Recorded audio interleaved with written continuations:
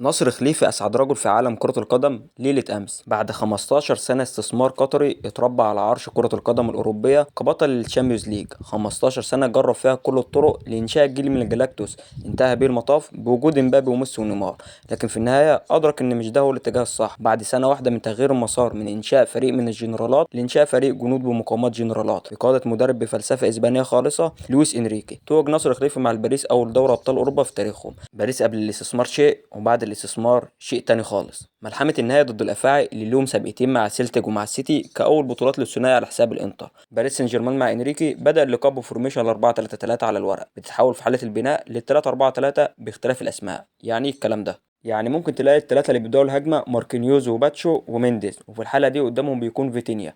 وخلينا 10 ثواني مع فيتينيا. فيتينيا هو فيراتي التاني مع باريس، لما حطيته في تشكيلة الموسم مش من فراغ، لاعب بروفايل وكواليتي، لاعب فنان بأدوار دفاعية. لما تبص على الهدف الأول لباريس هتلاقي اللعبة بدايتها من فيتينيا، والكي باس برضه من فيتينيا، والهدف الثالث بداية الهجمة من ال 18 من فيتينيا، والاسيست من فيتينيا. لاعب حملة في وسط الملعب. نرجع لتكوين باريس في أرض الملعب. جنب فيتينيا بيكون جواو نيفيز والطرف أكتر ناحية اليمين، وفابيانو رويز في مناطق الهاف سبيس ناحية الشمال، فتح الطرف في المناطق الخارجية حكيمي وكافارا، وحالة روتيشن كبيرة بين ديمبلي وديزيري دوي. اللاعب ده هو اللي طرد عمر فايد في الأولمبياد للعلم بالشيء. وفي حالة تانية بيكون فيتينيا جنب باتشو وماركينيوز، وقدامهم نيفيز وفابيانو رويز بطل اليورو، وفي مناطق انصاف المساحات نونيز، وعلى الطرف اليمين حكيمي. وحاله من الروتيشن اللي تجنن اي دفاع بين دوي وكافارا وديمبيلي. وقابلهم انتر في اوقات ب 100 بلوك ال 4-4-2 بتحول بافارد كظهير ايمن، او ال 5-3-2 بتحول بافارد كمدافع ثالث. وتحولاته الهجوميه من باريس كانت فتاكه، مهارات عاليه بسرعات وقرارات سريعه، دول المقومات المطلوبه للهجمات المرتده، وكلها متوفره في باريس. مباراه من طرف واحد انتهت بفوز باريس باول القابه من دوري ابطال اوروبا.